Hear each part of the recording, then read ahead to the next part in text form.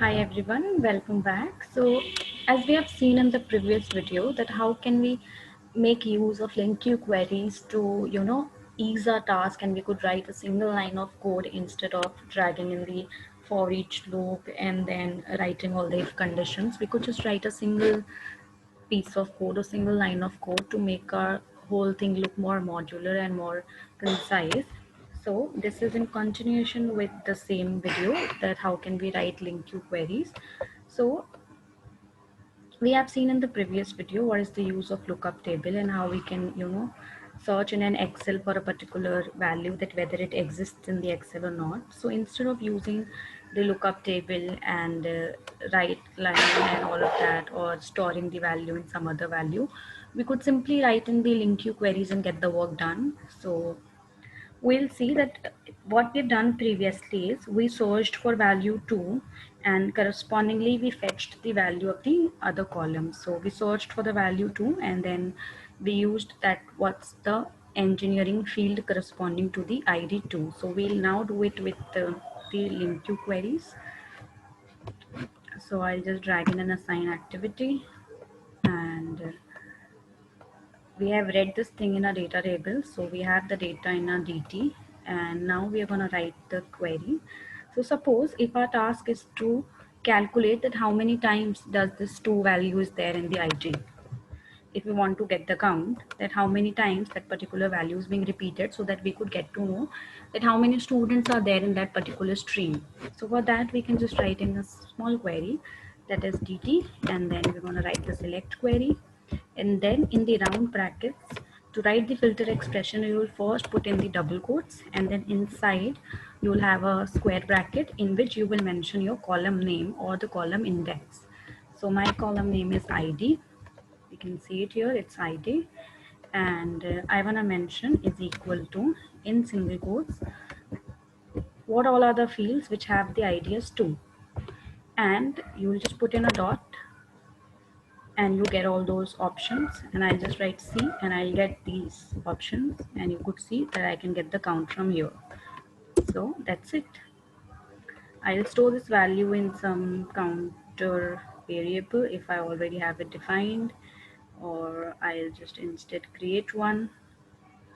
So I'll create a counter variable, count ID, and I'll change the type if it's not integer. So it's string, I'll change it to integer, and that's it. I'll drag in a write line or a message box, whatever suits, and I'll print the value, and I'll have to convert it to string, then it's done. We'll execute it and see the results. Before executing it, suppose if we want to know the values, that if the 2 exist, then what's the value corresponding to it. So for that also we can write the LINQ query. I'll just paste this over here, and here we go. So now instead of getting the count, I want the rows which have the value 2. So this will return you initially the rows, and if you put in dot count, then it will return you the count of the rows. Now if I don't want the count and I want the rows to be returned from my DT, so what I'll do, I'll just keep it like this, or if I do first or default, if I do first, so the first row would be returned.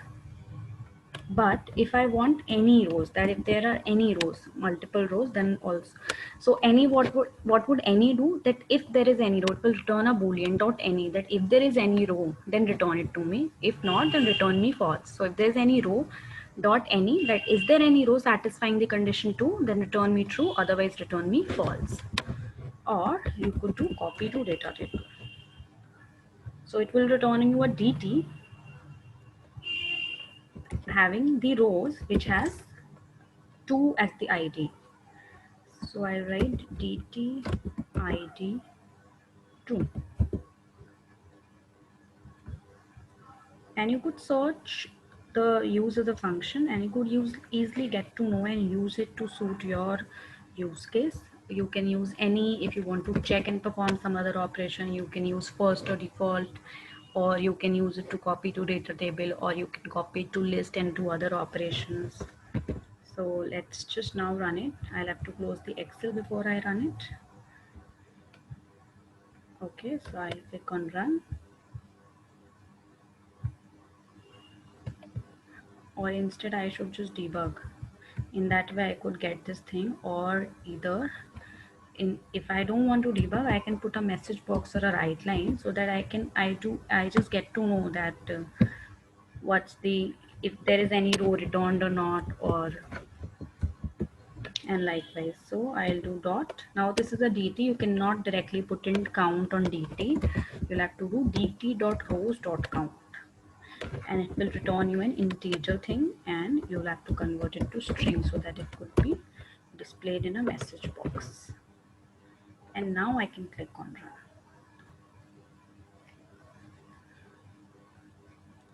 So it has returned 2.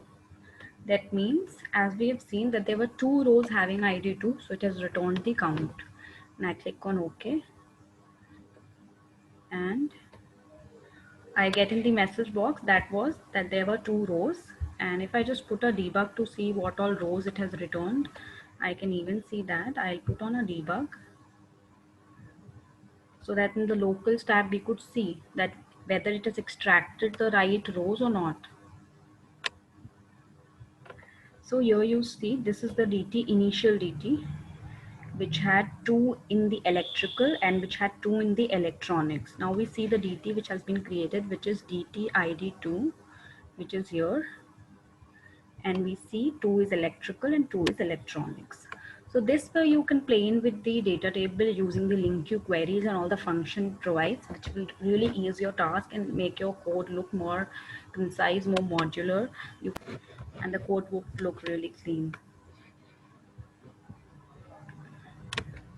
And if you wanna, and see, if you don't want to go by ID, you can even go by the other column name, which is, I think it was engineering something. So you can put in here, put that thing here. Now if you don't want to pass in this value 2, instead you want to pass in a dynamic value which could keep changing, so there is also a way to do the same. You'll just have to take care of the syntax. I'll just show how you can do that. Suppose I want to match it with a column whose value is string, and I want to match it with 3. Okay, so instead of writing 2, if I am getting a dynamic value from some other workflow and I want to use the same in my query, what I can do is, when you put in this single quotes, then you put on this double quote inside that, you'll add plus and you'll add Collier. And now if you do dot count, or if you do dot copy to data table, that would do the work. So you've done this count here. Okay, so this is not the count thing, you are assigning it to a data table, so we'll do copy to data table instead. There you go. Now this DT would have the details having 3 as the ID, and I'll click on run. This way you can use in the